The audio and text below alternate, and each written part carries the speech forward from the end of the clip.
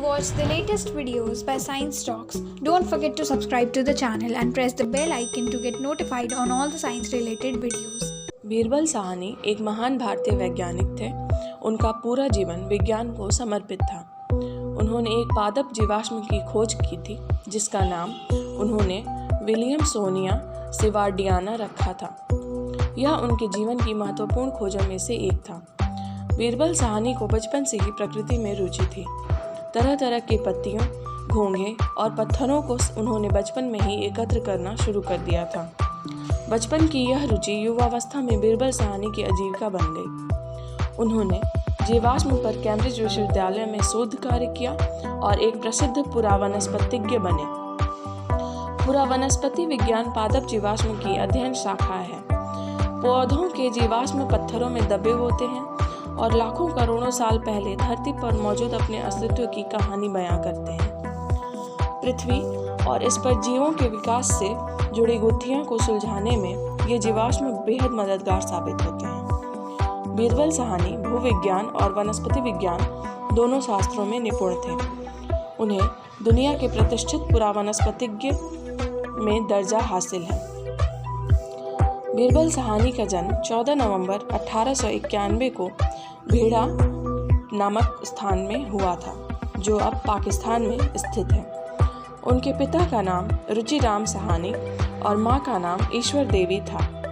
पिता रुचिराम साहनी रसायन विज्ञान के प्रोफेसर, देशभक्त और विज्ञान संचारक थे। वह एक समाज सेवक भी थे। देशभक्त रुचिराम साहनी के घर भारत के स्वतंत्रता सेनानी गोपाल कृष्ण गोखले, मोतीलाल नेहरू, सरोजनी नायडू और मदन मोहन मालवीय का आना जाना रहता था। घर में इस प्रकार के वातावरण ने बीरबल में देशभक्त और साहस और निष्ठा जैसे गुण भरे।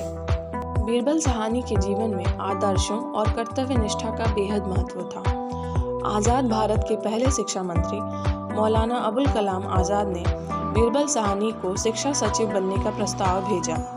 उन्होंने बड़ी विनम्रता के साथ यह प्रस्ताव ठुकरा दिया और कहा कि वह एक वैज्ञानिक संस्थान के विकास में समर्पित होकर कार्य कर रहे हैं। आप मुझे कोई अन्य जिम्मेदारी कृपया न दें। उच्च आदर्शों वाले बीरबल की नज़रों में उच्च पद का कोई आकर्षण नहीं था। विद्यार्थी जीवन से ही बीरबल बुद्धिमान और मेहनती थे। विज्ञान के अलावा उनकी रुचि भाषा के अध्ययन में भी थी।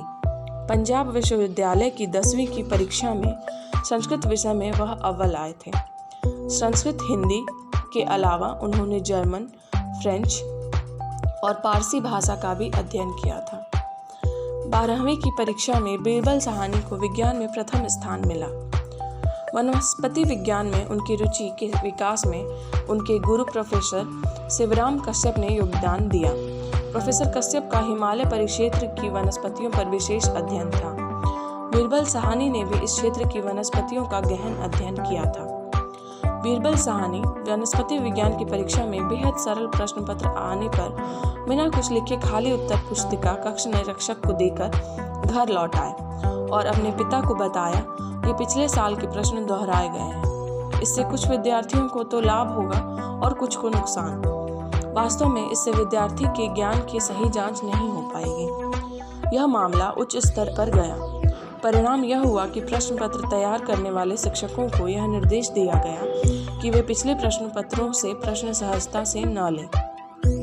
इस घटना के बाद बीरबल को नया प्रश्न पत्र हल करने को दिया गया। सन 1911 में बीरबल ने बीएससी की परीक्षा उत्तीर्ण की। अपने बेटे की बुद्धिशीलता को देखकर पिता रुचिराम साहनी बीरबल को सरकारी प्रशासक बनाना चाहते थे, मगर बीरबल भारतीय प्रशासनिक सेवा को अपने कैरियर के रूप में नहीं चुनना चाहते थे। उन्होंने अपने पिता से कहा कि वह वनस्पति विज्ञान में शोध करना चाहते हैं। भावुक पिता ने अपने बेटे की इच्छा का सम्मान करते हुए उन्हें वनस्पति विज्ञान में उच्च शिक्षा के लिए कैम्ब्रिज विश्वविद्यालय भेज दिया। कैम्ब्रिज से 1914 में बीरबल ने प्रकृति विज्ञान, भूविज्ञान और वनस्पति विज्ञान विषयों के साथ बीए का अध्ययन किया। लंदन विश्वविद्यालय से उन्होंने मास्टर डिग्री हासिल की। 1915 में बीरबल साहनी ने दक्षिणी फ्रांस और मलेशिया में पाए जाने वाले पौधों पर 2 शोध पत्र लिखे, जिनमें से एक के लिए उन्हें प्रतिष्ठित सूदबरी हैंडीमैन अवार्ड भी मिला। इसके बाद वह प्रोफेसर AC सिवार्ड के निर्देशन में शोध करने लगे। शिवार्ड विशेषज्ञ पुरावनस्पतिज्ञ थे जिनके मार्गदर्शन में बीरबल के जीवित और पादप जीवाश्म पर शोध के लिए लंदन विश्वविद्यालय ने उन्हें पीएचडी की उपाधि दी। बीरबल के वैज्ञानिक पिता रुचिराम साहनी बीरबल के कैम्ब्रिज प्रवास के दौरान अपनी नौकरी से सेवानिवृत्त होकर इंग्लैंड चले आए और नोबेल विजेता वैज्ञानिक प्रोफेसर अर्नेस्ट रदरफोर्ड के शोध सहयोगी बन गए। बीरबल के पिता ने रेडियोधर्मिता संबंधी शोध में भी सहयोग किया। प्रोफेसर सिवार्ड के सुझाव पर बीरबल ने ऑस्ट्रेलिया के विभिन्न हिस्सों से पादप जीवाश्मों के नमूने एकत्र कर उनका वैज्ञानिक विश्लेषण किया तथा उन पर शोध पत्र लिखे। इंडियन गोंडवाना क्षेत्र के पौधों पर भी शिवार्ड और बीरबल ने मिलकर 1920 में इंडियन गोंडवाना प्लांट्स और रिवीजन नामक एक शोधपरक पुस्तक भी लिखी। यह पुस्तक भारतीय भूविज्ञान के ऊपर एक मील का पत्थर साबित हुई। पीएचडी पूरा करने के बाद बीरबल जब लौटकर भारत आए तो उन्होंने बनारस विश्वविद्यालय और पंजाब विश्वविद्यालय में एक वर्ष वनस्पति विज्ञान के प्रोफेसर के रूप में सेवा की। 1920 में बीरबल का विवाह सावित्री से हुआ जो विज्ञान स्नातक थी। वह अपने पति की सच्ची सहयोगी साबित हुई। 1920 से पहले तक जियोलॉजिकल सर्वे ऑफ इंडिया द्वारा एकत्रित पादप जीवाश्मों को अनावश्यक जांच परख के लिए विदेशी विशेषज्ञों के पास भेजा जाता था। 1920 में प्रोफेसर सिवार्ड ने यह कार्य करने से यह कहते हुए इनकार कर दिया कि जीएसआई को यह कार्य योग्य भारतीय वैज्ञानिक बीरबल साहनी से कराना चाहिए। 1921 में लखनऊ विश्वविद्यालय की स्थापना हुई जिसमें बीरबल प्रोफेसर और अध्यक्ष नियुक्त हुए। बीरबल साहनी ने जीवाश्मों का एक बड़ा संग्रह बना लिया था। पुरावनस्पति विज्ञान के एक संग्रहालय की स्थापना के लिए उन्होंने सरकार से अनुरोध किया परंतु उन्हें सफलता नहीं मिली। 1946 में उन्होंने लखनऊ में पुरावनस्पति विज्ञान सोसाइटी का गठन किया। बीरबल साहनी और उनकी पत्नी सावित्री साहनी ने अपने पादप जीवाश्मों का संग्रह, पुस्तकें और संचित धन सोसाइटी को दान में दे दिया।